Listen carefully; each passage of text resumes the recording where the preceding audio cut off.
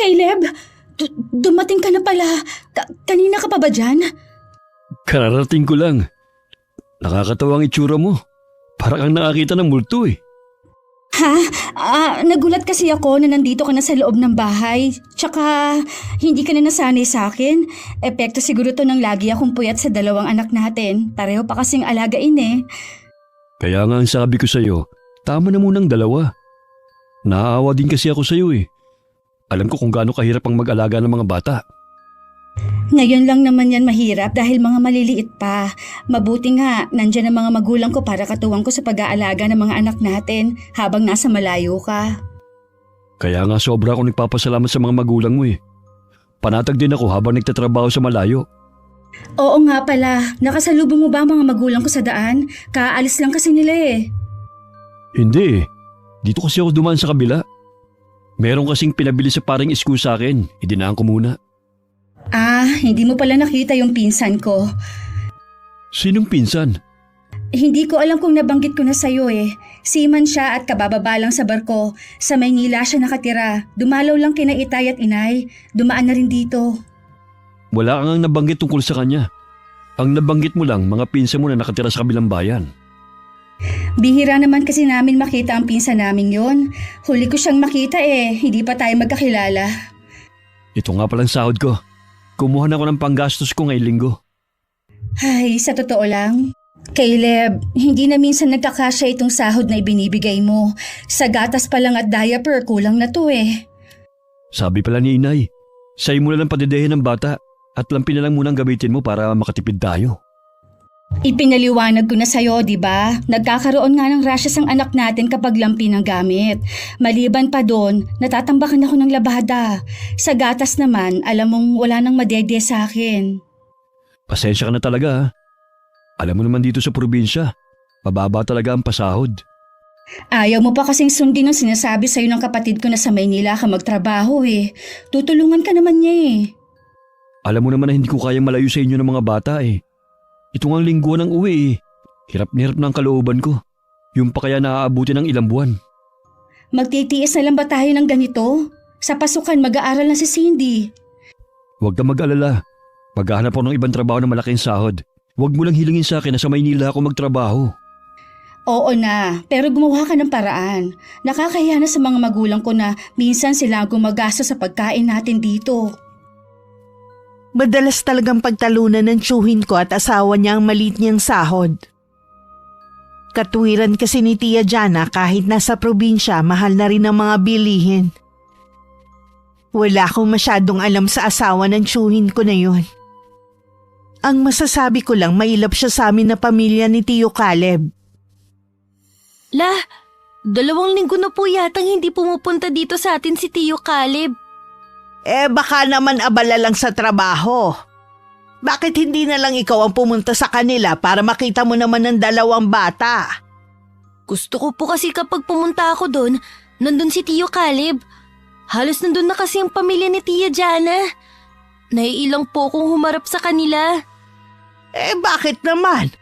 Mababait naman ang pamilya ng tiyahin mo ah. Alam ko po na mababait. Basta po kapag nasa malapit lang sila iba ang nararamdaman ko. Ang hirap ipaliwanag eh. Kailangan mo pa rin sila pakitaan na maganda sa kabila ng pagkailang mo sa kanila.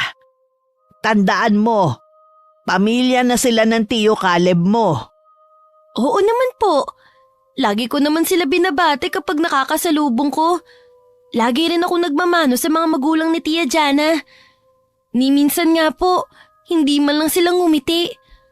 Masyado silang seryoso. Bakit naman ako hindi rin palangiti? Hindi naiilang ang mga taga rito. Iba naman po kayo.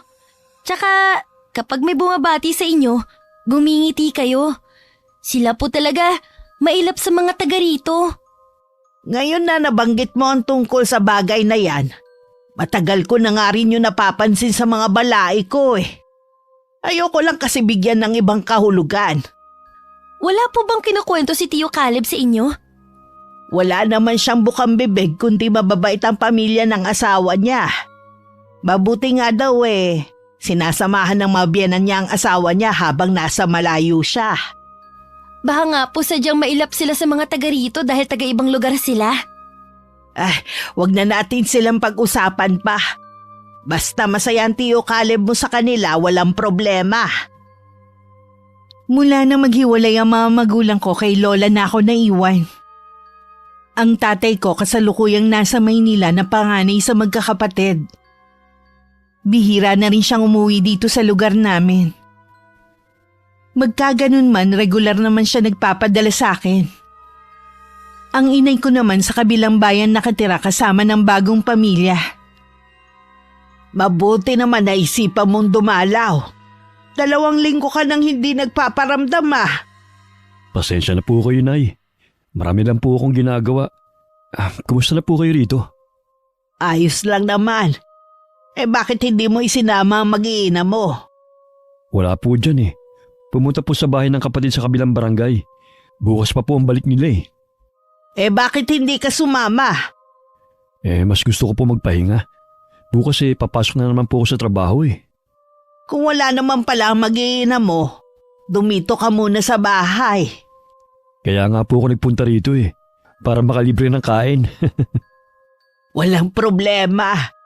Gusto ko nga yung lagi kayong pumupunta rito magkakapatid Mula na magkaroon kayo ng sari-sariling pamilya, nakalimutan nyo na ako. Mabuti na lang nandito si Jelay. Huwag na po kayo magtampo, Nay. Sadya lang po talagang abala lang ako. Pati mga kapatid ko. Pare-pareho kayo ng dahilan ng mga kapatid mo. Lalo na si Narsing. Nasa Maynila naman po kasi si Kuya Narsing Mahirap sa kanya na mag-uwian dito sa atin. Kaya wala akong magawa kundi intindihin na lang Lagi pa rin po ba nagpapadala si Kuya sa inyo? Oo. Nung isang araw nga pinadalhan ng pamangkin mo ng pambili ng cellphone. Talaga po? Ang swerte naman ni Jelay Nag-iisang anak kaya lahat ibinibigay ng kuya mo. Sa tingin niyo po kaya, Nay, may pera pa si Kuya? Siguro. Hindi naman kasi ako nagtatanong sa pera ng kapatid mo Bakit mo naman naitanong?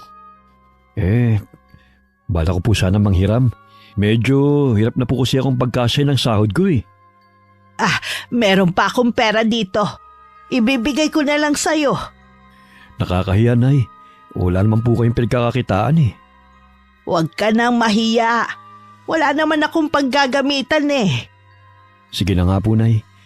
Ibabalik ko na lang po sa inyo kapag sumahod ako. Bakit sabi mo hirap kang pagkasyahin ng sahod mo? Wala pa naman kayong estudyante Malakas po kasi sa gatas at diaper ang bunso namin Bakit kasi ayaw gumamit ng lampin ng asawa mo? Di ba sabi ko sa'yo lagi siyang kumain ng malunggay? Mainam yon para sa nagpapadede. Nahihirapan po kasi maglaba ang asawa ko Tapos nauumay na raw po siya sa purong malunggay. Konting sakripisyo lang naman ang gagawin ng asawa mo pero hindi niya magawa. Hayaan na lang po natin kaysa pagtalunan pa namin. Ang akin lang naman pagiging praktikal. Kailangan nyo rin kasi mag-ipon. Mabuti rin kasi yung sa oras ng kagipitan may madudukot kayo. Talaga pong malit ang sinasahod ko. Mabuti na nga lang po nagbibigay din ng mga biyanan ko. Habang lumalaki ang mga bata, palaki rin ng palaki ang gastos. Kung ngayon hindi na kasya ang sahod mo, paano pa kaya sa mga susunod na araw Yan nga po ang pinagtatalunan namin ni Jana. Gusto niya rin po na sa Maynila ako magtrabaho. Nandun daw po kasi ang kapatid niya na pwede akong tulungan na makahanap ng mapapasukan. Maliliit pa ang mga anak nyo. Para sa akin hindi tama na mapapalayo ka sa kanila. Yun na nga po Ito nga lingguhan ng uwi ko. Nahihirapan na ako. Yung pa kayong lalayo ako. Humingi ka ng tulong sa mga kapatid mo. Baka meron silang maitulong sa'yo sa paghahanap ng ibang trabaho na mas malaking sahod. Nagsabi na po ako sa kanila. Sasabihin lang daw nila ako kapag meron na. Minsan kasi tulungan din yan. Habang hirap sana kayo matuto rin sanang magtipid ng asawa mo. Napapakamot na lang ng ulo si Tio Caleb. Naubusan na rin kasi siya ng ikakatwiran kay Lola. Natuwa naman ako nang malaman kong naroon ng tiyuhin ko. Agad ko namang ipinagmalaki sa kanya ang bago kong cellphone. Ang ganda naman ng cellphone mo. Lakas makasosyal ah. Siyempre naman po. Matagal ko na po yung hinihiling kay tatay eh. Malinaw ba ang camera nito? Oo naman po. Mamaya picture po tayo ni Lola. Sigurado ikaw palang may ganitong cellphone dito sa atin. Ako pa lang po talaga. Naiinggit ka po sa akin ng mga kaibigan ko eh. Ang swerte ko daw. Sila na magkaroon ng ama na tulad po ni Itay. Matanong pala kita, wala ka bang balak na magtrabaho? Sa ngayon po, wala pa po eh. Sabi po kasi ng Itay, samahan ko muna si Lola dito. Sa bagay nga, hindi mo naman kailangan magmadali sa paghahanap ng trabaho eh. Nandiyan naman ang tatay mo. Gusto ko din po syempre magtrabaho. Kaso ayaw pa ni Itay eh. Sinabi ba ng itay mo kung kailan siya uuwi? Sabi niya, dito daw po siya magpapasko. Ang tagal pa nun ah. Alam niyo naman po si tatay, sa sobrang pagiging abala niya, akala niya po lagi mabilis lang ang mga araw. Mabilis lang naman talaga ang mga araw. Kita mo nga oh, parang kailan lang kinakarga lang kita. Ngayon dalaga ka na. Oo nga po, nakakamiss po ang mga panahon na yun. Kapag wala ka namang ginagawa rito, pumunta ka sa bahay. Tulungan mo naman sa pag-aalaga ang tiya Jana mo sa mga pinsan mo. Nang makabawi ka naman sa pag-aalaga ko sa'yo noon. Pumupunta naman ako dun dati. Kaya lang mula nung lingguhan na akong umuwi, hindi ka na pumupunta sa bahay. Lagi ka tuloy hinahanap ni Cindy. Nahihiya po kasi ako sa mga biyenan mo eh. Mababait naman sila eh. Hindi ka naman nila kakagatin.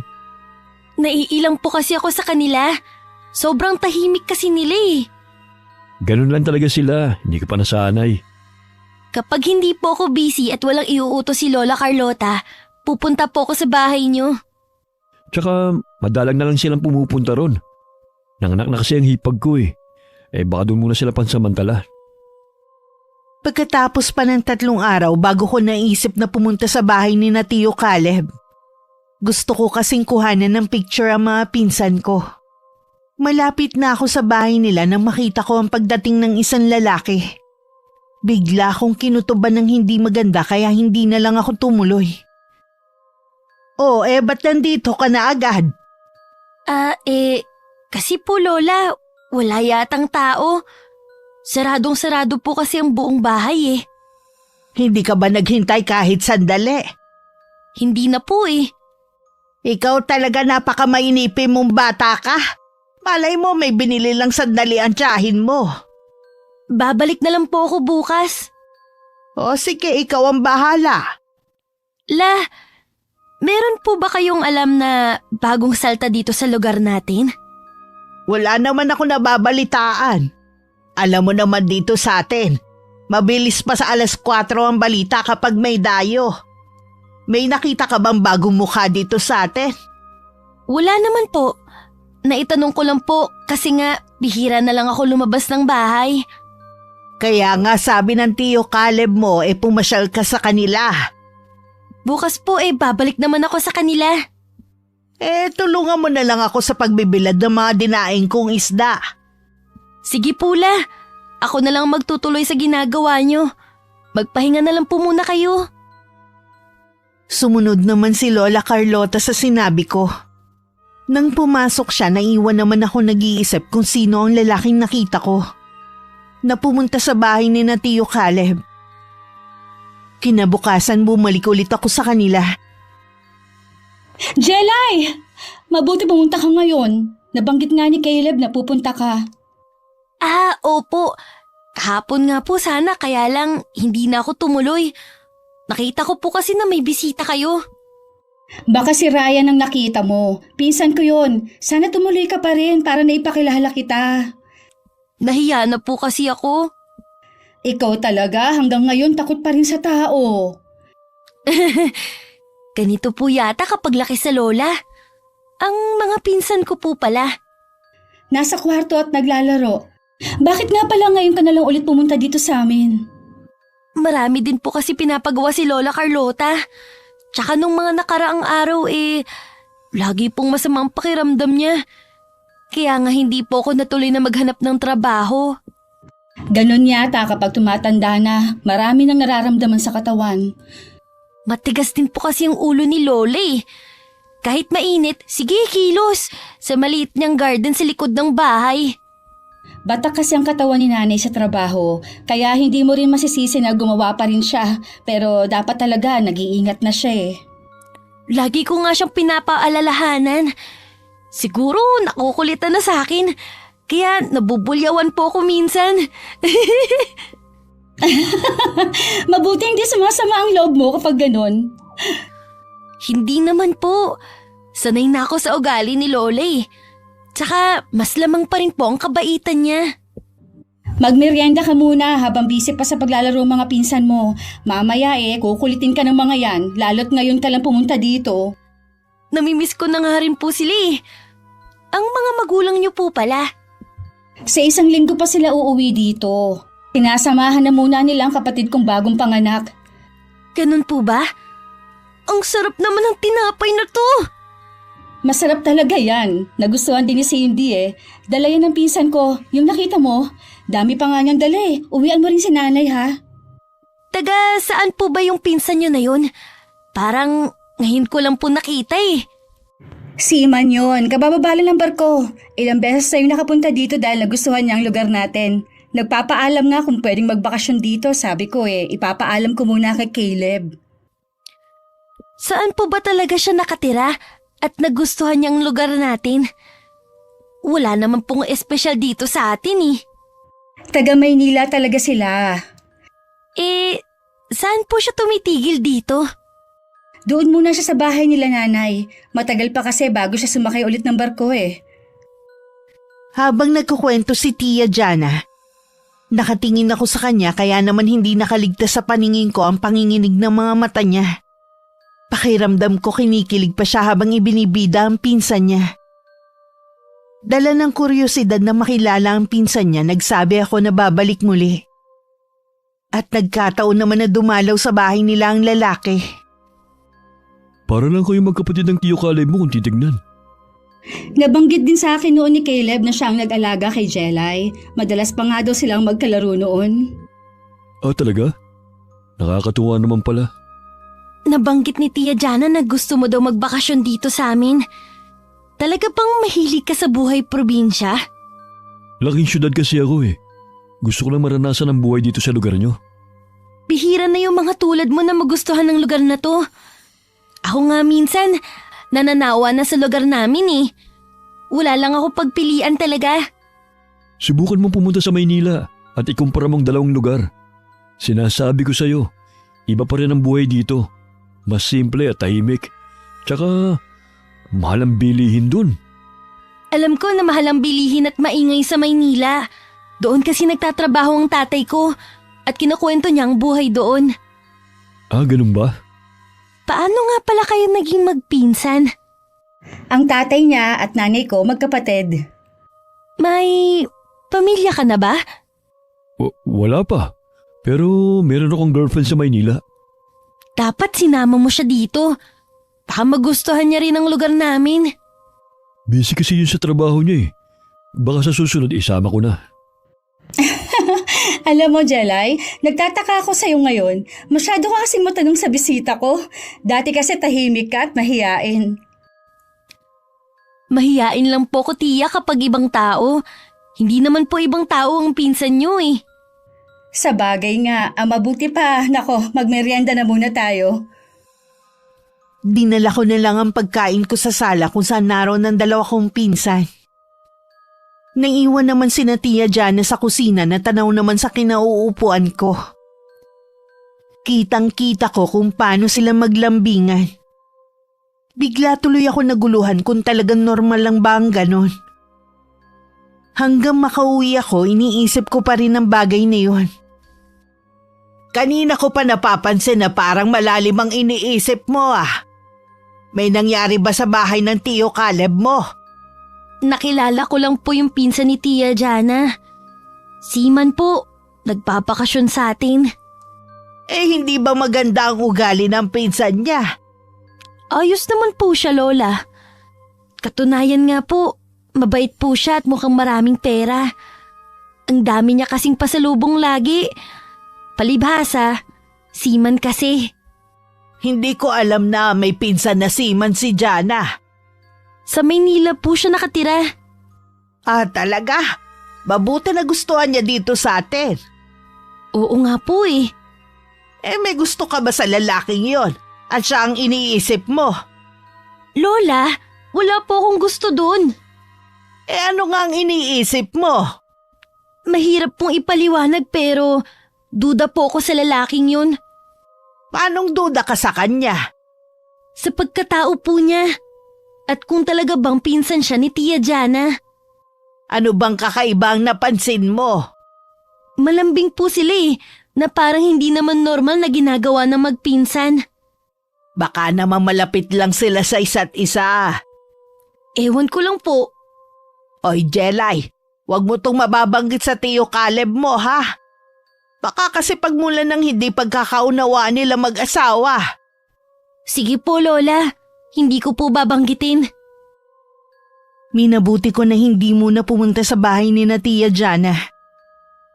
Kung lagi kasi ko nandun, marami pa akong mapapansin na kakaiba. At mabibigyan ko lang ng mali siya. Alam ko ring nakauwi na si Tio Caleb sa kanila. Okay lang naman kung dito ka magbabakasyon eh. Mabuti nga yun para may kasamang mag-iina ko. Salamat Kuya Caleb. Tama nga ang sinabi ni Ate Jana. Ang bait mo nga. Hindi naman. Bukas lang ang bahay ko sa lahat ng mga kamag-anak ng asawa ko. Siya nga pala, may dala akong alak dyan. Umiinom ka ba? Oo naman. Magluluto ako ng pulutan natin. Meron akong alagang mga manok dyan. Magkakatay ako mamaya. Salamat at mainit ang pagtanggap mo sa akin dito. Ano nga pala masasabi mo sa lugar namin? Okay naman. Nakakapanibago lang. Dahil hindi naman ako sanay sa buhay probinsya. Sobrang tahimik dito. Kumusta naman ang buhay bilang seaman? Masaya ba sa barko? Akala ng iba madali ang buhay sa barko. Pero ang totoo niyan, mahirap at delikado. Kailangan marunong din makisama para hindi mapag-initan. Dati pangarap ko yan eh. Mabuti na lang pala hindi ako natuloy. Ano ang trabaho mo ngayon? Eto, bumagsak ako bilang karpintero. Ayos lang yan. Marangal naman ang trabaho mo eh. Marangal nga. Minsan naman kulang ang kinikita ko. Kung walang pukpok, walang kain. Bakit hindi ka maghanap ng trabaho na mas malaki ang sahod? Sinusubukan ko naman eh. Kaso wala talaga akong mahanap na iba eh. Bakit hindi mo subukan magtrabaho sa Maynila? Ayoko kasing mawalay sa pamilya ko eh. Kung doon kasi ako magtatrabaho, malamang bihira ako makakauwi rito. Mamamatay ako sa lungkot doon. Sa bagay nga, mahirap kasi kapag pamilyado na. Mabuti na iintindihan mo ako kahit wala ka pang pamilya. Oo naman. Kaya nga ako, hanggang ngayon, hindi pa rin makapag-asawa. Gusto ko muna mag-ipon bago lumagay sa tahimik na buhay. Tama yan, para hindi mo kailangang lumayo. Dito ka muna ah. Huhuli lang muna ako ng manok. Tutulungan na kita. Hindi na. Bisita ka namin dito eh. Ang mabuti pa, puntahan mo na lang ang pinsan mo. Sige. Kung kailangan mo ng tulong, tawagin mo lang ako ha. Nakatalikod na si Tio Caleb kaya hindi niya nakita ang misteryosong ngiti sa labi ng lalaki. Nang mailuto ang manok, nagtabi lang ang tsuhin ko ng ulam. At saka na nila inumpisahan ng inuman sa labas ng bahay. Habang lumalalim ang gabi, pasarap din ang pasarap ang kwentuhan ng dalawa. Lasing ka na yata eh. Kung ano-ano na kasing sinasabi mo eh. Hindi pa ako lasing. Gaya nga ng sinasabi ko, may boyfriend talaga yung si Jana. Pero ako pa rin ang pinili niya. Ang swerte mo pala na ikaw ang pinili niya. Nasaan na kaya yung boyfriend niya? Hindi ko alam eh.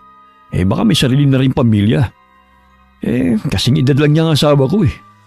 Sa tingin mo kaya, hindi na mahal ng pinsan ko naging boyfriend niya? Hindi magpapakasal sa akin ang pinsan mo kung mahal pa rin niya ang lalaking yun. Siguro nga, tama ka. Ikaw, kailan mo naman yayayain ang girlfriend mo na magpakasal? Hindi pa namin napag-uusapan eh. Baka magsawa yung maghintay sa'yo. Nasa kanya yun. Kung hindi niya na ako mahihintay, marami pa namang babae dyan eh. Sa bagay nga, magandang lalaki ka naman eh. Marami pang pera. Pag-aagawan ka talaga. Magandang lalaki ka rin naman ah. Kaya nga siguro napaibig sa yung pinsan ko. Gwapo nga. Wala namang pera. Hindi naman yata mahalaga sa pinsan ko ang yaman eh. Siguro nga. Pero malaking bagay pa rin kung may sapat na pera. Mas maibibigay ko sa kanila ang kailangan nila. Ang mas mahalaga naman masaya ang pagsasama nyo. Oo naman. Walang kahit na ano o sino ang pwedeng sumira sa pagsasama namin ng pinsan mo. Kung ganun, uminom pa tayo. Magbubukas pa ako ng isang bote ha. Mas lalong naging malakas ang tawanan at boses ng dalawa. Mabuti na lang malalayo ang agwat ng mga bahay. Hindi sila makakaistorbo. Si Tia Jana naman napapailing na lang na umalis sa pagkakadungaw sa may bintana. Dahil sa sobrang laseng, sa sala na lang nakatulog si Tio Caleb. Samantalang magkaulayaw naman ang asawa at si Ryan. Kinabukasan parang minamartilyo ang ulo ni Tio Caleb. Inabutan naman siya ng kape ng asawa. Sakit ang ulo ko. Anong oras na? Pasado 10:00 na. Tanghali na pala. Si Ryan. Umuwi muna sa bahay ng mga magulang ko. Kukunin niya ang mga gamit niya doon. Ganun ba? Ano kaya nangyari kagabi? Pareho kasi kayong laseng. Halos gumapang na nga kayo papasok ng bahay eh. Pasensya ka na. Minsan lang naman akong mag-inom eh. Hindi naman ako nagagalit. Sabi mo nga, minsan ka lang uminom. Salamat naman at hindi ka galit. Sakit talaga ng ulo ko. Gusto mo ba ng gamot? Sige, para talaga kasing minamartilyo yung ulo ko eh. Bago ka uminom, kumain ka muna. Teka, ipaghahanda kita. Ipagtimpla mo na rin ako ng kape. Madadala ka na siguro na mag-inom ngayon. Oh, eto ang kape mo. Hindi na kasi ako sanay uminom eh. Pagkatapos mong kumain, maligo ka para mawala yung hangover mo. Mag-iisang buwan na nun si Ryan sa bahay ng tiyuhin ko. Dahil maraming pera ang lalaki, laging masarap ang ulam ng mag-iina. At tuwing dumarating si Tio Caleb, laging espesyal ang ulam nila. Dahil nga rin lingguhan ng uwi, wala siyang kamalay-malay na meron na palang milagrong nangyayari sa likod niya. Tanging ako lang ang nakakaalam sa lihim ng magpinsan. Dahil madalas ko silang makita na gumagawa ng kahalayan. Nandito po pala ang pinsan niyo. Oo. Nagustuhan niya kasi ang lugar natin. Nagustuhan niya pong lugar natin o dahil sa inyo? Hindi kita maintindihan. Magsabi nga po kayo ng totoo. Pinsan niyo ba talaga ang Ryan na yun? Oo naman. Sinabi ko na kung paano kami naging magpinsan. Bakit po kayo gumagawa ng kahalayan? Hindi kita maintindihan. Alam kong may relasyon po kayong dalawa. Huwag niyo nang ipagkaila. Kitang-kita po ng dalawang mga mata ko ang mga ginagawa niyo. Hindi na kayo nahiya. Dito pa talaga sa bahay ni Tio Caleb kayo gumagawa ng kababuyan? Iyang bibig mo, Jelay. Nasa kwarto lang si Ryan, baka marinig ka niya. Nakakahiya naman. Nahihiya ka po sa kanya? Pero hindi kayo nahihiya sa asawa niyo? Wala nga kaming ginagawang masama ni Ryan. Hindi po talaga kayo aamin? Sige, bahala na po si Tio Caleb sa inyo. Jelay, wag mo naman itong sabihin kay Caleb oh. Gusto mo bang masira ang pamilya namin? Kayo ang sisira sa pamilya niyo, hindi ako! Wala naman kasing basihan yung sinasabi mo eh. Pag-aawahin mo lang kami. Anong gusto niyo? Manahimik lang ako? Hindi ko po kayang gawin yun. Kapag nasira ang pamilya ko, walang dapat sisihin kundi ikaw. Sisihin niyo yung kalandian niyo. Ang bait na ng asawa niyo, hindi pa rin kayo nakontento? Wala nga akong ginagawang masama sa tiyuhin mo. Maniwala ka. Ako pa talagang pinalalabas yung sinungaling? Baka kasi nagkamali ka lang ng palagay. Maawa ka naman sa mga pamangkin mo. Ngayon naman ginagamit niyo ang mga anak niyo. Kahit sino naman ang nasa kalagayan ko, lahat gagawin para maprotektahan ng pamilya. Paalisin niyo ang lalaking yun sa bahay na to. Ang kapal naman ng mukha niya kung mananatili pa siya dito pagkatapos ng ginawa niya. Hindi mo ba alam? Malaking tulong sa amin si Ryan. Halos siya na nga ang gumagastos sa bahay na to. Malaking tulong siya sa pamilya ko. Kaya pala ayos lang sa mga magulang niyo at kapatid ang relasyon niyo. Dahil nakakatulong sa inyo. Jelay, nakikiusap ako sa'yo. Itiko mo na lang yung bibig mo. Wala ka namang pruweba sa mga sinasabi mo eh. Guguluhin mo lang ang katahimikan ng bahay na to eh. Sigurado ba kayo na wala akong pruweba? Meron ba? O nasaan? Kay Tio Caleb ko lang ipapakita. Kaya kung ako sa inyo, paalisin niyo na ang lalaking yun. Baka sakaling maawa pa ako. Jelay, huwag ka muna umalis. Pag-usapan muna natin to. Jelay! Matinding takot ang nararamdaman ng mga sandaling yun ni Tia Jana. Lumabas naman sa pinagtataguan si Ryan na narinig ang lahat ng usapan namin. Ano na ang gagawin natin ngayon? Siguradong magsusumbong yun kay Caleb. Ano kaya ang sinasabi niyang pruweba? Hindi ko alam. Baka sabi lang niya yon. Baka pagdating ng asawa mo bigla na lang niya akong sugurin. Kung gusto mo nang umalis, hindi naman kita pipigilan. Nag-aalala rin naman ako na baka magpang-abot kayo. Pakiramdaman na lang muna natin. Baka nga nananakot lang ang pamangkin mo. Hindi dapat ako pumayag na dumito ka. Bakit hindi? Tayo naman talaga ang magkasintahan. Hanggang ngayon, ako pa rin ang gusto ng mga magulang mo at kapatid. Bakit kasi mas pinili mong mag-abroad kesa sa akin? Masyado ka naman kasing atat no na magpakasal eh. Sinabi ko naman sa'yo maghintay ka. Pero wala pang 1 taon. May boyfriend ka na kagad. At pinakasalan mo pa talaga. Nagawa ko lang naman na magpakasal kay Caleb dahil sama ng loob ko sa'yo eh. Akala ko makakalimutan din kita. Ngayon nagsisisi ka. Hindi naman sa ganun. Mabait at responsable naman si Caleb. Pero aminin mo na iba pa rin ang nagagawa ng pera. Hindi lahat ng gusto mo maibibigay niya. Kita mo nga, dahil sa akin, kaya nakakakain ng masarap ang mga anak mo. Hindi mo kailangang ipumukha sa akin ang bagay na yon. Kaya naman naming mabuhay kahit wala ang mga binibigay mo. Ibig bang sabihin yan? Ayos lang sa'yo na mawala ako? Kailangan na nating tanggapin na hindi na natin pwedeng ituloy ang relasyon natin. May asawa na ako at may girlfriend kang naghihintay sa'yo sa Maynila. Makipaghiwalay ka na lang sa asawa mo. Hindi pwede.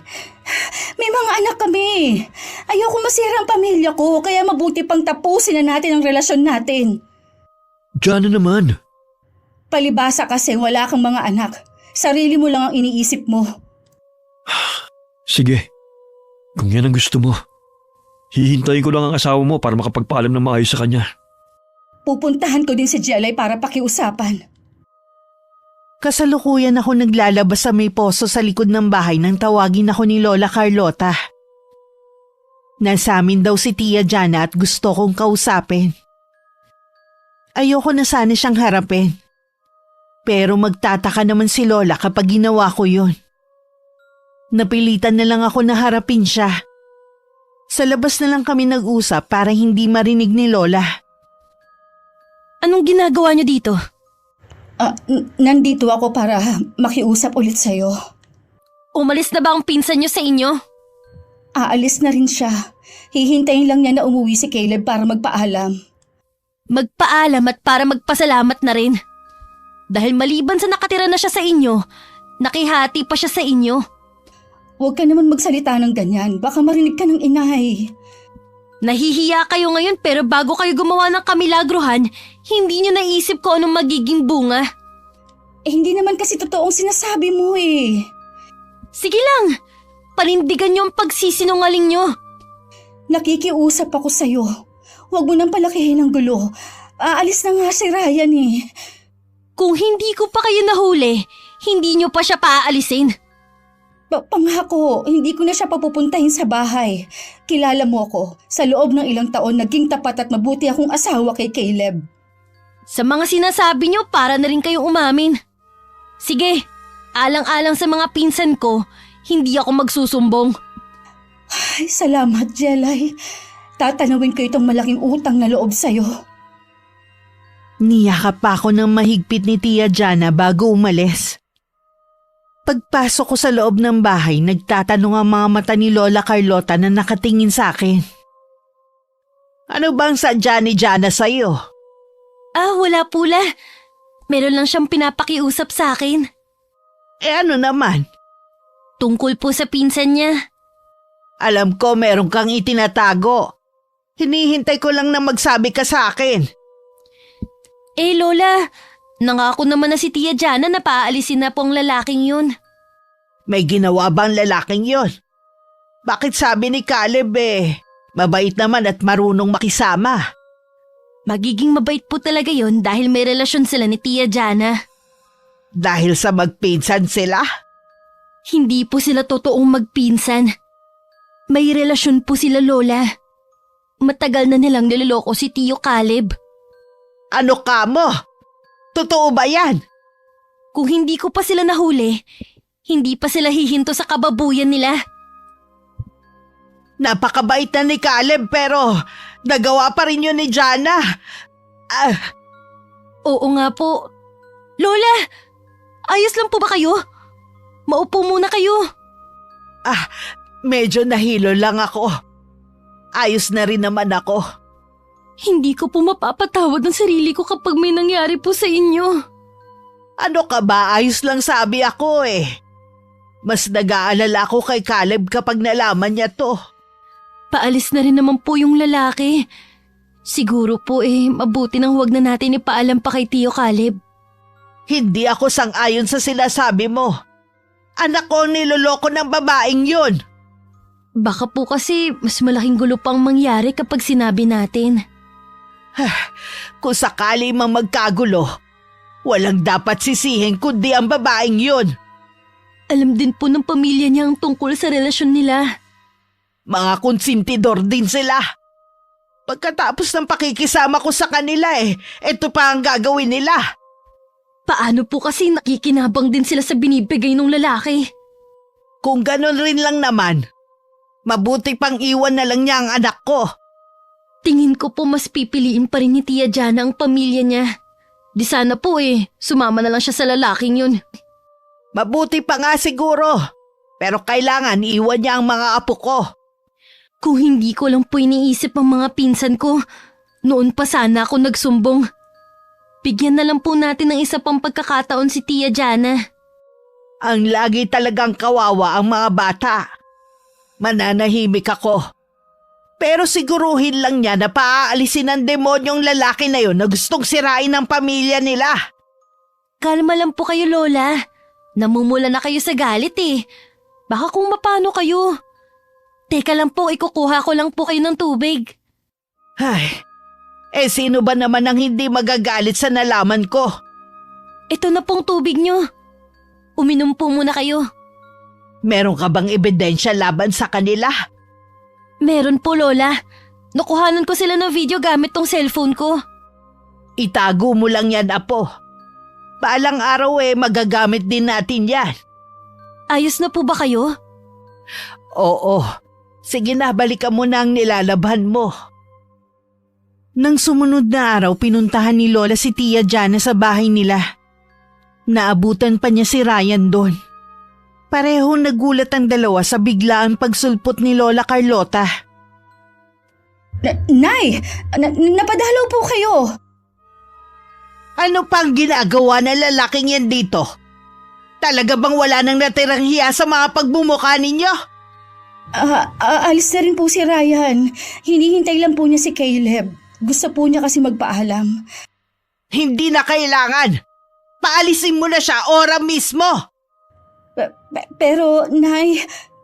Baka gusto mong pareho ko kayong paalisin sa bahay na to.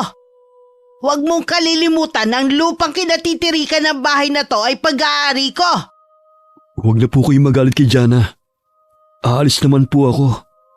Gusto ko lang pong personal na magpaalam kay Caleb at magpasalamat na rin sa pagpapatuloy niya sa akin dito.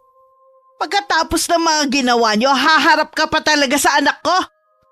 Ang kapal mo naman. Kunin mo ang mga gamit mo at umalis ka na. Nay, Huwag kang makialam dito. Ikaw lalaki, ano pang hinihintay mo, Pasko? Hindi mo ba narinig ang sinabi ko? Opo. Ayusin ko lang po ang mga gamit ko. Saan ka naman pupunta, Jana? Huwag mo sabihin na tutulungan mo pa ang kabit mo sa pag-aayos ng gamit niya. Nay naman. Hindi ko naman po kabit si Ryan. Hindi kabit? Pero sumisiping ka sa kanya? Huwag mo nang dagdagan ng mga kasinungalingan mo. Baka hindi ako makapagpigil sa'yo kung ano lang ang magawa ko. Hinaan niyo naman po ang boses ninyo. Natatakot ang mga anak ko. Kung hindi lang dahil sa mga apo ko, pati ikaw palalayasin ko na rin. Nay, nakikiusap po ako na sana wag niyo nang iparating ito kay Caleb. Marami na pong iniisip na problema ang asawa ko. Basta paalisin mo ang lalaking yan dito. At mangako ka na hindi na makikipagkita sa kanya. Opo, Nay. Hindi umalis si Lola Carlota hanggat hindi umaalis si Ryan. Muli pa niyang binalaan si Tia Jana na wag na muling gagawa ng anumang kasalanan sa asawa. Puro tango naman na naging tugon ng tiyahin ko. Mula noon naging panatag na ang loob namin.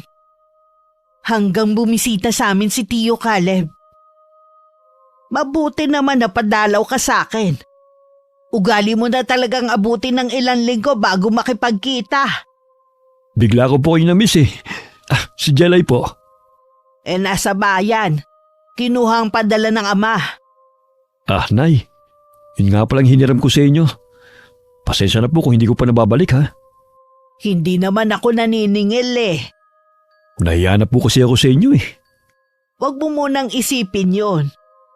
Kumusta na pala kayo ng pamilya mo? Okay naman po. Nandun pala sa bahay namin ng mga biyanan ko at hipag. Nandun din si Ryan. Si Ryan nasa bahay ninyo? Di ba umalis na siya? Opo. Pero bumalik po siya kasama ng mga biyanan ko. Mga konsentidor talaga ang pamilya ng asawa mo. Hindi ko po kayo maintindihan, Nay. Pinaalis ko na ang lalaking yun sa bahay ninyo. Kinausap ko na rin ang asawa mo. Kayo po nagpalis kay Ryan? Bakit naman po? Nakakaya dun sa tao. Nakakatulong naman po siya sa bahay eh. Ano nakakaya? Sila dapat ang mahiya. Lalo na ang asawa mo. Ano po bang nagawa nila sa inyo at galit na galit kayo sa kanila? Matagal ka nang niloloko ng asawa mo at ng lalaking yon. Kasabot pa ang mga biyanan mo sa panloloko sa'yo. Ano pong klaseng panloloko? Hindi totoo na magpinsan sila. May relasyon ng dalawang yon. Ano po? Hindi po magagawa ni Jan ang lokohin ako. Hintayin mo si Jelay. Nasa kanya ang mga pruweba na nagpapatunay na may relasyon ng dalawang yon. Tinanggap ko siya sa bahay ko. Pinagkatiwalaan ko siya. Tapos tutuklawin lang pala niya ako. Wala na sana kaming balak sabihin sa'yo. Basta mangako lang si Jana na hindi na siya makikipagkita sa lalaking yon. Hindi na nga niya tinupad ang pangako niya. Pinabalik pa niya talaga sa bahay ninyo. Mga hayop! Lahat sila mga traidor! Kung maghihiwalay kayo kunin mo ang mga anak niyo. Huwag mong ipaubaya sa kanya. Naabutan ko si Tio Caleb sa bahay. Babatiin ko na sana siya nang mapansin ko na parang galing siya sa pag-iyak. Nang tingnan ko si Lola Carlota, baka sa kanya ang pinaghalong lungkot at galit. Bigla tuloy akong kinabahan. Tio Caleb, kanina pa po kayo? Oo, kanina pa rin kita hinihintay. May kailangan kasi akong malaman. Alam na ng Tio Caleb mo. Po? Akala ko po ba ililihim na lang natin ang tungkol sa bagay na yun? Yun naman talaga ang gusto ko. Pero ang babaeng yun pinabalik na naman doon ng lalaki niya. Ang kapal naman talaga nila. Wala talaga silang delikadesa. Gusto ko makita ang video na sinasabi ni Inay na nasa cellphone mo. Sigurado po ba kayo? Pwede nyo naman na hindi natingnan. Hindi po ba kayo naniniwala sa amin ni Lola na may milagrong ginagawa ang asawa nyo at ang nagpakilalang pinsan niya? Naniniwala ako sa inyo ni Inay. Pero gusto ko talagang makita mismo ng mga mata ko ang kataksilan ng asawa ko. Talaga po bang gusto nyo pang makita? Oo naman. Sige na. Ipakita mo na sa akin. Ito po, Tio Caleb. Hindi ko naman talaga na intention silang makuhanan. Nagkakataon lang na tuwing pupunta ako sa inyo, may ginagawa silang hindi maganda. Hayop. Paano nila nagawa to sa akin? Nagpapakahirap ako sa pagtatrabaho. Tapos sila nagtatampisaw sa kasalanan. Kinausap ko siya noon at binigyan ng pagkakataon para sa mga anak niyo. Kinausap din siya ng lola. Nangako siya. Sadya talagang makati ang asawa mo. Huwag ka munang umuwi sa bahay na yon. Magpalamig ka na muna rito. Ayoko na po talagang umuwi ron. Sigurado ako. Pinagtatawanan na nila ako dahil sa katangahan ko. Sobrang bait mo lang po talaga. Sinamantala naman yun ng asawa mo. Ang dami kong tanong tuloy ngayon. Paano ang mga anak namin? Nandito lang po kami, Tio Caleb. Hindi ka po namin pababayaan pati mga anak nyo. Alam ko naman yun. Pero hindi lang naman yun ang inaalala ko eh. Pati na rin ang sasabihin ng ibang tao kapag lalaman nilang tungkol sa ginawa sa akin ng asawa ko. Huwag mong isipin ang sasabihin ng mga tao. Taas noo ka pa rin maglalakad sa labas. Ang asawa mo ang dapat magtago dahil sa ginawa nila. Tio Caleb, dito po muna kayo habang nag-iisip kayo ng dapat nyong gawin. Tuluyan na ngang hindi umuwi si Tio Caleb sa bahay nila. Hindi rin namin alam kung hinahanap ba siya ng kanyang asawa. Hindi rin kasi nila alam na nung araw na yun pupunta ang tiyuhin ko sa amin. Walang araw at gabi na hindi naglalasing si Tio Caleb. Bilin lang ni Lola sa akin wag ko siyang aalisan ng tingin. Kawawa naman po si Tio Caleb. Nakatulog na sa kalasingan. Ay, ayoko siya nakikita nagpapakalango sa alak pero anong gagawin natin? Yun lang ang paraan para kahit papano makalimot siya. Ni hindi man lang siya naisipang puntahan dito ng asawa niya. Hindi maglalakas loob na pumunta dito si Jana. Ang tapang niyang manlalaki. Pero hindi po niya kayang harapin ang galit sa kanya ni Tio Caleb. Yun na nga Hindi man lang niya inisip ang mga anak nila. Puntahan ko po kaya sila doon. Makakatikim po talaga sila sa akin na maanghang na salita. Huwag ka na munang makisali. Baka lalo lang lumala ang gulo. Ikaw pa ang mabaligtad. Hintayin na lang natin kung anong plano ng tiyuhin mo. Sige na nga po. Gusto ko lang kasing makaganti. Ikuha mo na lang ako ng tubig sa palangganita. Pupunasan ko ang tiyuhin mo. Sige po, Lola. Kukuha lang po ako sa kusina. Nagising ako ng alanganing oras. Naalala ko hindi pa pala naghahaponan si Tio Caleb. Kahit gusto ko pang bumalik sa pagtulog, bumangon na lang ako. Paglabas ko sa sala, wala ang tiyuhin ko sa may upuan kung saan siya natutulog. Nakita ko rin ang isang bote ng alak sa sahig. Dahil nag-aalala, ginising ko si Lola. Hindi ko na namalaya na nagising siya at uminom pa kagabi. Kaya lang po ako nagising dahil naalala ko hindi pa naghahaponan si Tio Caleb. Hindi ko naman po alam na wala na siya dito sa sala. Hindi kaya umuwi siya sa kanila? Baka po naghanap lang ng makakainuman kaya lumabas. Kaya ng ginagawa niya nitong mga huling araw. Sana nga, Apo. Dahil hindi ko alam kung anong pwede mangyari kapag umuwi siya sa kanila. Mabuti pa pong matulog na kayo, Lola. Ako na lang po ang maghihintay kay Tio Caleb. Sasamahan na lang kita. Hindi rin naman ako makakatulog Masama po sa inyong magpuyat. Bumalik na po kayo sa kwarto nyo. Sige na nga. O paano maiwan na kita? Bakit po kayo natitigilan, Lola?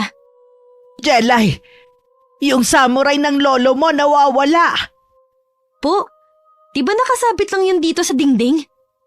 Nandito pa yung kahapon nilinis ko pa. Hindi kaya kinuha ni Caleb. Bakit naman po yun kukunin ni Tio? Hindi maganda ang kutob ko kung si Caleb ang kumuha. Baka kung anong gawin niya. Sana naman po mali tayo ng iniisip. Ang mabuti pa po, pupunta ako sa bahay nila. Mabuti pa nga, Iha. Hihingi din ako ng tulong sa mga kapitbahay natin. Mag-iingat ka. Magdala ka ng flashlight. Mula nang umalis ako ng bahay, patindi na ng patindi ang kabang nararamdaman ko. Nangangatog din ng mga tuhod ko habang lakad-takbo ang ginagawa ko. Wala akong kamalay-malay na huli na ang pagdating ko. Kasalukuyan na nangyayari ang isang krimen. Mga hayop kayo! Papatayin ko kayo! Caleb, wag! Maawa ka sa akin! Hindi ko sinasadya! Dapat sa'yong mamatay! Jana! Takbo! Ryan!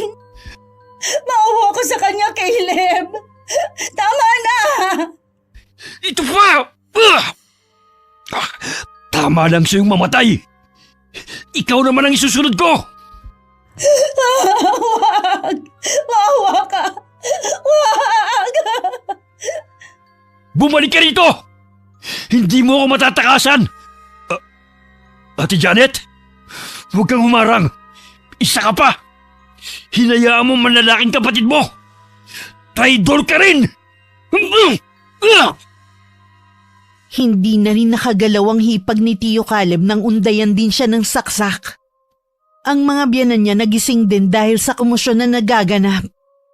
Ang anak na lang na si Janet ang naabutan nila sa sala na naliligo sa sariling dugo. Malapit na ako noon na makasalubong ko si Tio Caleb na parang wala sa sariling naglalakad. Habang hawak ang samurai na may bahid pa ng dugo. Tio Caleb, ano pong nangyari? Saan kayo nanggaling? Galing ako sa bahay namin. Patay na si Ryan. At ang hipag ko. Nakatakbo si Jana. Hindi ko alam kung nasaan ang asawa ko. Bakit niyo po ginawa yun? Bakit mo sila pinatay? Patawarin mo ako. Hindi ko alam kung ano nangyari. Para kasing may bumubulong sa akin kanina sa bahay na kailangan kong patay ng asawa ko tang lalaki niya. Hindi ko naman sinasadya na patay ng hipag ko eh. Basta lang siyang humarang sa daraanan ko. Ang mga pinsan ko, ayos lang po ba sila? Puntahan mo sila. Ikaw nang bahala sa mga anak ko. Mahal na mahal ko sila. Saan po kayo pupunta ngayon? Isang malaking krimen ang nagawa ko. Siguradong nakapagsumbong na si Jana. Baka kuyugin ako ng mga tao. Pupunta ako sa estasyon ng pulisya. Kusa akong isusuko ang sarili ko. Kasalanan ko po lahat ng to. Sana itinikom ko na lang ang bibig ko. Hindi sana po kayo nakapatay. Huwag mong sisilan ang sarili mo. Wala kang kasalanan. Tama lang ang ginawa mo. Ikaw nang bahala kay inay, ha?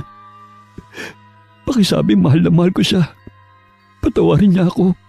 Naging mahina ako. Kailangan ko nang umalis. Tio Caleb! Panginoon, patawarin niyo po siya sa nagawa niya. Nadatnan ko na marami ng tao sa bahay. Naroon na rin si Kapitan at mga tanod. Nang sumilip ako sa loob ng bahay, naroon na si Tia Jana na tulala lang na nakaupo. Ang mga magulang naman niya umiiyak habang nasa harapan ng bangkay ng anak. Minabuti ko na umuwi na muna sa bahay. Halos himatayin si Lola nang malaman niya ang nangyari. Bakit mo yun nagawa, anak ko? Kasalanan po to ni Tia Jana. Kung nakontento lang sana siya kay Tio Caleb, hindi na sana aabot sa ganito. Siya ang nagdala ng kamalasan sa anak ko. Sabi po ni Tio Caleb, susuko siya. Sa estasyon ng pulis na lang po natin siya puntahan. Maghanda na tayo para kapag lumiwanag na aalis na tayo. Pinapasabi po pala ni Tio Caleb, mahal na mahal daw po niya kayo. Mahal ko rin siya. Lahat sila magkakapatid at kayong mga apo ko. Ano po kayang magiging reaksyon ng mga balain niyo sa atin? Inaasahan ko na magagalit sila sa atin. Ako ang bahala sa kanila. Kung hindi rin po nila kinonsinti ang ginawa ng anak nila, hindi makakapatay si Tio Caleb at hindi madadamay ang anak nila. Naaawa din po ako sa kapatid ni Tia Jana. Alam ko po kasi marami siyang anak at walang asawa.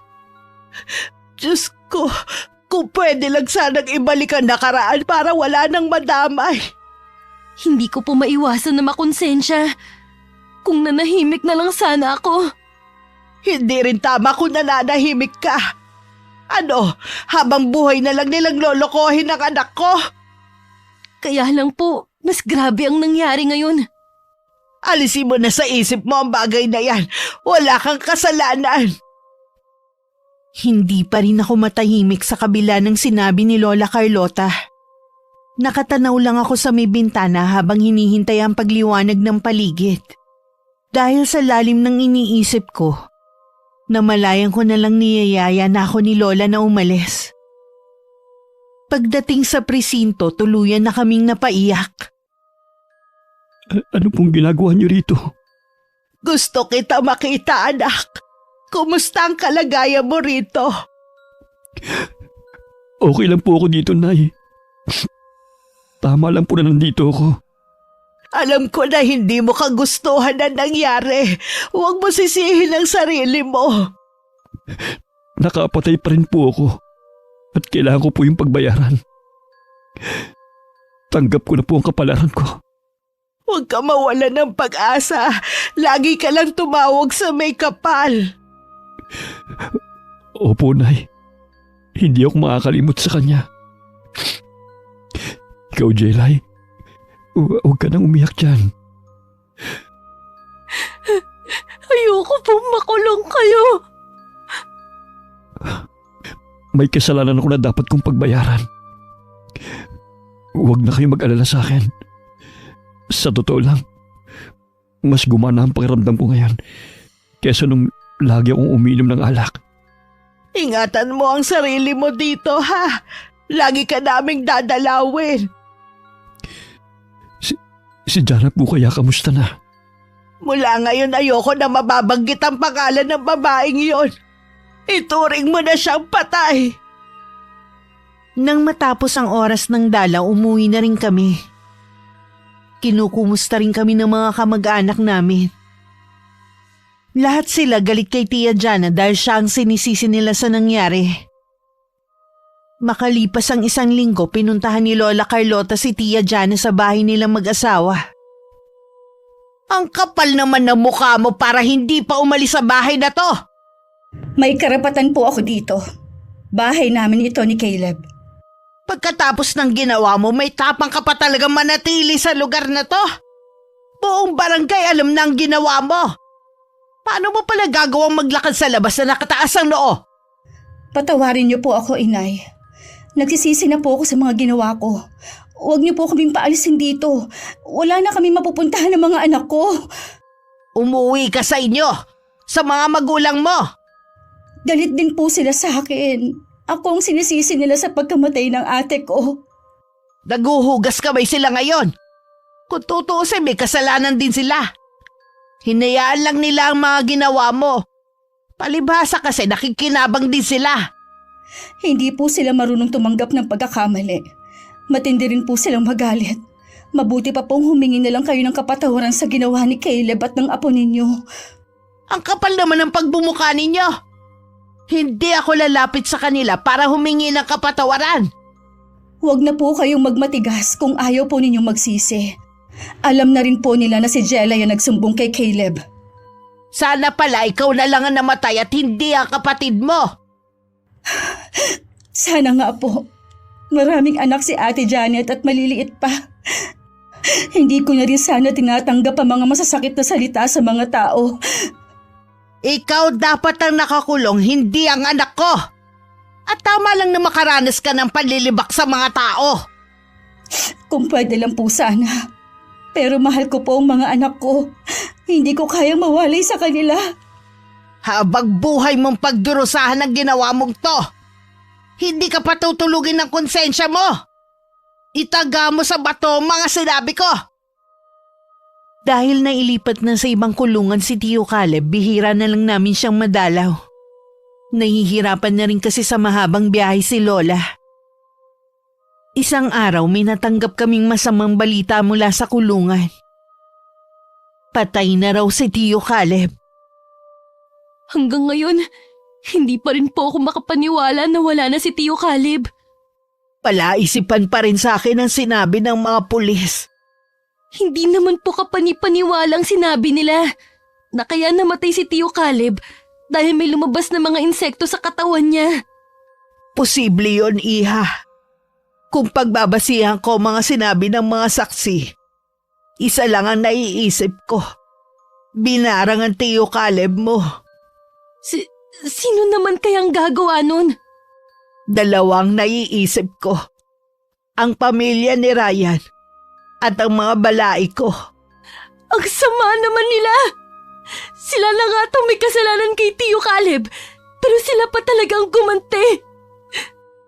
Kung hindi sana nakakulong si Caleb, maililigtas ko pa siya.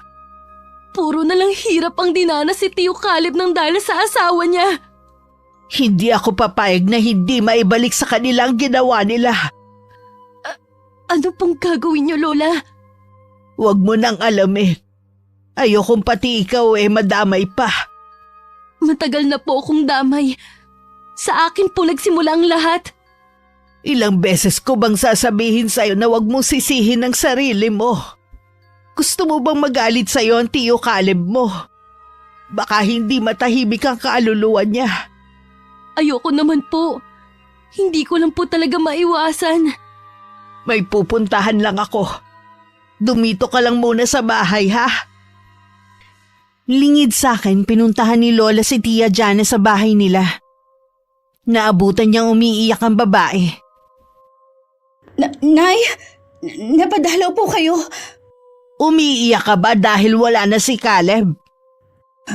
Masakit din po sa akin ang pagkawala niya. Ni hindi ko man lang siya nakita kahit sa huling sandali. Hindi naman kita pinagbawalan na puntahan ng burol niya. Hindi mo lang talaga makaya ang panghuhusgang gagawin sa'yo ng mga tao. Kaya nga po hindi na lang ako pumunta. Bakit po pala kayo nandito? Para po ba makita kung gaano kamisarable ang buhay ko? May gusto lang ako itanong sa'yo. Ano po yon? Barang ang kinamatay ni Caleb. Pamilya mo ba ang may kagagawan nun? Bakit hindi ka makatingin ng diretsyo? Sumagot ka! May kinalaman ba kayo sa pangbabarang sa anak ko? Ang itay po ang may alam pero hindi po niya magagawa yun. Pwes ginawa niya. Hindi mo man lang nagawang pigilan ng ama mo. Pinakiusapan ko po siya na huwag gagawa ng bagay na ikapapahamak ni Caleb. Pero nababalot ng galit ang puso niya dahil sa pagkamatay ni ate. Subukan niyong muling may saktan sa isa sa pamilya ko pag sisisihan niyo na nakilala niyo ko. Ano po ang ibig ninyong sabihin? Sabihin mo sa tatay mo na tumigil na. Wala nang anak ko, nakaganti na siya. Pero dalawa po ang nawalang buhay. Tama lang ang nangyari sa lalaki mo. Alam ko po na kasalanan ko lahat. Nagdurusa din po ako ngayon. Alam ko na walang kapatawaran ang ginawa ko. Umaasa na lang ako na hindi madamay ang mga anak ko sa karma ko. Dahil lang sa mga apo ko kaya hindi kita mapaalis sa bahay na to. Subukan mo lang muli magloko kahit patay na si Caleb.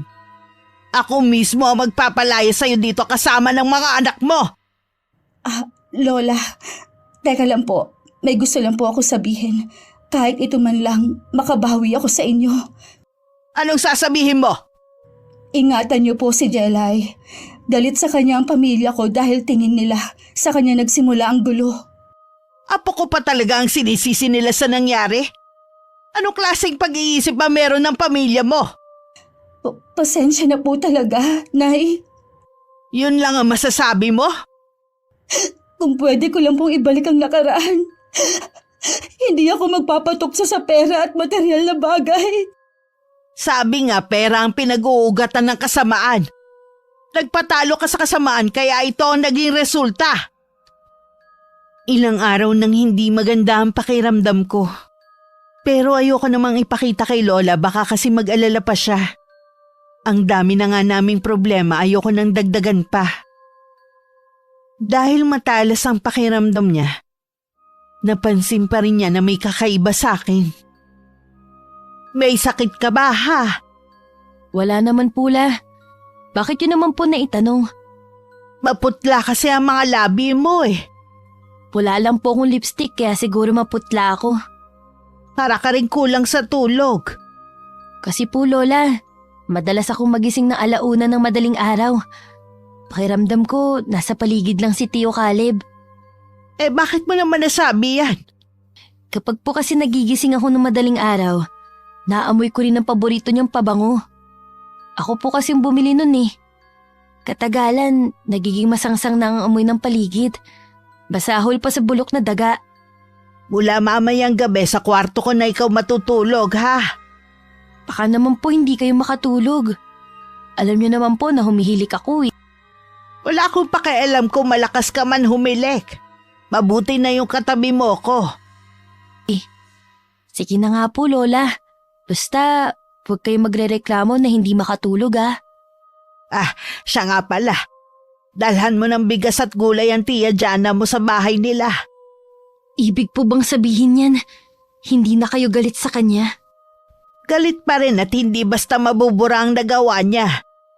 Kaya lang hindi ko rin matiis na hindi sila tulungan dahil sa mga apo ko. Sa bagay nga po, kahit ako naawa sa mga bata eh. Eh di po ba pinagbawalan na kayo ni na Itay na magkaroon ng connection kay Tia Jana? Baka malaman nila na tumutulong kayo. Magalit sila. Wala naman silang magagawa kahit magalit pa sila sa akin eh. At isa pa, kadugo ko pa rin ang mga apo ko. Balang araw matatanggap din nila ang mga bata. Tsaka wala naman silang kasalanan sa nangyari. Mabuti ka pa, malawak ang pangunawa. Hindi katulad ng Itay at mga tsuhim mo. Masyado silang nabulag sa galit. Katwiran po kasi ng Itay, naghiwalay sila ni Inay hindi dahil sa pagtataksil. Iba-iba rin naman ang kapalaran ng tao eh.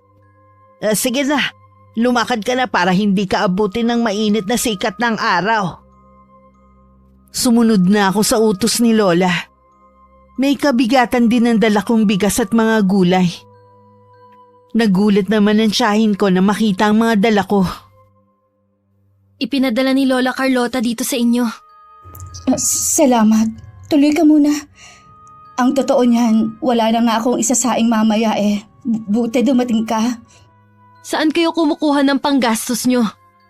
Tumatanggap ako ng labahin. Dito ko na lang dinadala para kahit papaano mabantayan ko pa rin ang mga bata. Sana maging aral na ang nangyari sa inyo. Binigyan kayo ng pangalawang pagkakataon para ayusin ang buhay niyong mag-iina. Huwag niyo na sanang sayangin. Iyon nga lang, hindi ko alam kung paano mag-uumpisa muli eh. Wala na kasi akong natatanggap na suporta sa pamilya ko. Galit din ang pamilya mo sa akin. Kung alam mo lang kung paano ko kapala ng mukha ko kapag nakikiusap ako sa mga taga rito na ako na lang ang kunin nilang labandera. Kung gusto nyo, kukunin ko na muna ang 2 bata. Maghanap muna kayo ng trabaho sa bayan. Yun lang maitutulong ko. Talaga? Tutulungan mo ako sa pag-aalaga ng mga anak ko? Oo.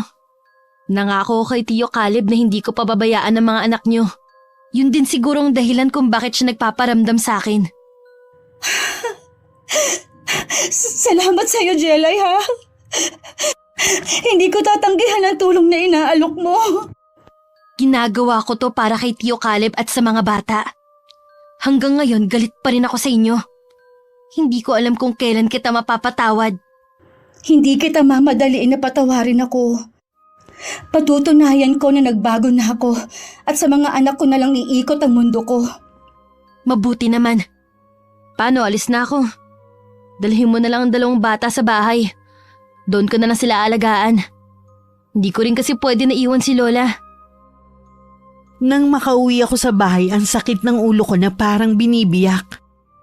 Uminom na agad ako ng gamot pero hindi pa rin nawawala.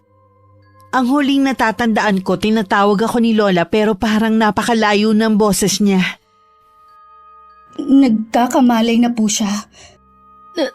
Nauuhaw po ko. Gusto ko po ng tubig. Ako na po ang kukuha sa kusina. Kumusta na ang pakiramdam mo, Apo? Pagod na pagod po ang pakiramdam ko. Masakit din po ang ulo ko. 3 araw ka na kasing natutulog dahil sa taas ng lagnat. Po, ang natatandaan ko po tinatawag niyo ko. Nawalan ka ng malay noon. Kahapon pa dito si Jana at mga bata. Dito ko na lang muna sila pinatigil. Ano pong mga nakasabit na yan sa bintana? Mga pangontra yan, para walang makapasok na elemento. Masyado ka kasing nangihina Heto na ang tubig mo, Jelay. Kaya mo bang umupo? Oo, masakit na nga ang likod ko Siguro dahil sa mahabang pagkakahiga. Inumin mo muna ang tubig mo at titignan ko ang likod mo. Ano po kayang sakit ko, Lola? Hindi pangkaraniwan. Na kahit doktor hindi ka kayang pagalingin. Ubusin mo muna ang tubig mo. Ayoko na po. Parang masakit na mahapdi ang likod ko. Itaas mo ang damit niya, Jana. Opo, Nay. Ano yan? Anong meron sa likod ko, Tia Jana? Hindi ko rin alam kung ano yung nakadikit sa likod mo. Para yung mga malalaking ugat na pumipintig-pintig. Lola, ano pong nasa likod ko? Ang bilog na nasa gitna ay mga insekto. Hinihigop nila ang dugo mo sa katawan bago sila lalabas. Napakatalino ng gumawa nito. Hindi kanya nilagyan ng sugat sa katawan. Pero ito ang ginawa niyang sakit mo. Lola, may bumabarang ba sa akin? Binanggit niyo kasi ang insekto Ganun na nga, Apo. Huwag ka mag-alala. Hindi kita pababayaan. Lahat gagawin ko para hindi ka matulad sa tiyo Caleb mo. Marunong po kayo manggamot, Nay? Oo, pero matagal ng panahon nang huli ako makapanggamot. Ibabalik ko sa taong yun ang ginawa niya sa apo ko. Kung kinakailangang ubusin ko lahat ng lakas ko. Ang mga sumunod na pangyayari ay hindi ko na alam. Nawalan na naman kasi ako ng malay. Si Lola Carlota naman nagsagawa ng orasyon. At pilit hinahanap sa kanyang isipan ng taong bumabarang sa akin. Nagtagumpay naman siya na makita ang taong yon na walang iba kundi ang ama ni Tia Jana. Magbabayad ka sa ginawa mo sa anak ko at apo. Matitikman mo ang bagsik ng sarili mong sumpa. Ibabalik ko sa'yo. Tanggapin mo! Umusal ng mga salitang Latin si Lola Carlota. Makailang ulit niya yung binigkas hanggang maramdaman na niya ang pagkatalo ng kalaban. Nay! Si Jelay po! Tumitirik ang mga mata! Huwag kang susuko, Jelay! Nandito lang kami, ha? Lumaban ka, Jelay! Makalipas ang ilang sandali, bumalik na sa dati ang pakiramdam ko. Nasa tabi ko pa rin si Tia Jana na bakas ng labis na pag-aalala. Si Lola naman may luha pa sa mga mata habang nakatingin sa akin. Magaling ka na, Apo.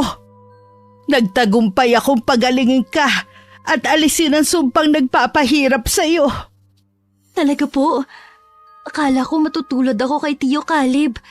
Salamat po, Lola, pinagaling niyo ko. Hindi yun mangyayari sa'yo. Naagapan ko sana siya kung wala siya sa kulungan noon. Patawarin niyo po sana ako dahil hindi ko kayang pigilan ng itay noon. Takot kaming magkakapatid sa kanya, maging ang inay. Ang tatay niyo ang mambabarang? Oo, Jelay, nasa lahi nila yon. Kaya siguro gano'n na lang din ang galit niya. Dahil si Ate Janet sana ang magmamana ng kaalaman niya. Ako kasi at ang iba pa naming kapatid tumanggi sa kagustuhan niya. Mas gugustuhin ko pa rin kasi na maging normal ang buhay ko kesa magpailalim sa kapangyarihan ng pangbabarang. Tama ang naging desisyon mo. Alam ko rin matagal ka nang napatawad ni Caleb. Patawarin mo na rin ang sarili mo. Opo, Nay. Sana din balang araw mapatawad niyo rin po ako. Mabait si Lola Carlota. Bigyan mo lang siya ng panahon. Mula noon naging mas magaan na ang pakikitungo namin kay Tia Jana. Hindi man nagsasalita ang lola. Alam kong pinatawad na niya ang babae. Ganon din ako. Minsan wala sa laki at bigat ng kasalanan. Kung talagang gustong magpatawad. Wakas. Okay, shoutout po tayo. Shoutout kay Inang Ausa from Batangas City. Amor Rada from Riyadh. Norma Dalnay na laging nakikinig, hello. Hello kay Julius Deloro at sa Deloro family at Gonzaga family. Hello kay Tutsi Gulalan from Pasig City, Iloilo. Hello kay Sofia Amorin, salamat sa pakikinig. Shoutout sa Consensino family from Caloocan City. Hello sa mga anak ni Genevieve Cabangal from San Jose Antique na sina Shine, Kim, Princess, Jerry, Kurt at Rafael. Shoutout kay na Christopher Soyoso, Domingo Bundal at Heaven Soyoso from Suwal, Pangasinan na walang sawang nakikinig sa akin at kay Ingkong. Hi kay Leonisa Cobo from San Miguel, Bulacan. Shoutout sa Pabatal and Mangkaw family from North Cotabato. Hello kay na Kimberly and Cez from Rodriguez, Rizal. Hi kay Maria Angela Escopete from Melbourne, Australia. Ruby Ann Magante from Riyadh, Saudi Arabia. Phoebe Manglona from Himaymaylan, Negros Occidental. Hello sa Inaria family from Laguna. Hi kay Grace Limsiaco from Saudi Arabia. Hello Malin Rico from Novaliches, Quezon City. Hi kay Glenn Saga from Lapu-Lapu, Cebu City. Hi kay Cecilia V from Taguig City. Hello kay Lynn Turker from Turkey. Hello sa'yo Lance MBB from Malaysia. Hi kay Noy from Abu Dhabi. Hello sa'yo Rere Sales from General Santos City. Hi kay Marites Angdasan na lagi ring present. Hello Amorada from Riyadh. Shout out sa MMPC Toda Pascam 2 General Trias Cavite. Lalong-lalo na kay Ate Baby Cruz. Salamat sa laging pakikinig. Hello kay Rosalina Bugayong from Singapore with love. Hi kay Carol Manzano Abrigo na always present. Hello kay Violi Leharso from Cavite. Hello kay Love from Hong Kong. Shout out kay Francesca Liana from Muscat, Oman. Hi kay Aiko Villesa from Bahrain na lagi ring present. Hi kay Norma Garcia Pabunan from Hong Kong. Hello kay Razon Yao from Kuwait. Hello kay James Pedrajas na laging nakaabang sa bago nating kwento. Hello kay Michelle Mahusay from El Nido, Palawan. Hi kay Mary Antamashiro from South Cotabato. Hello kay Casey Fernandez from Jeddah, Saudi Arabia. Hello kay Lydia Lopez na lagi ring present. Hi kay Nida Kiambao from Kuwait. Hi kay RJ Channel from Hong Kong. Lisel Codilla Mamado, hello sa'yo. Hi kay Noni Solitario from Cebu City. Hello kay Aileen Remorque from Saudi Arabia. Hello kay Jane Cruz na lagi rin nakikinig. Hello kay Nanette Carson. Hello kay Joffer Garcia from Al Fairuzi Salon, Qatar. Maraming salamat po sa pagsuporta nyo at pakikinig. Hanggang sa susunod, ingat, God bless.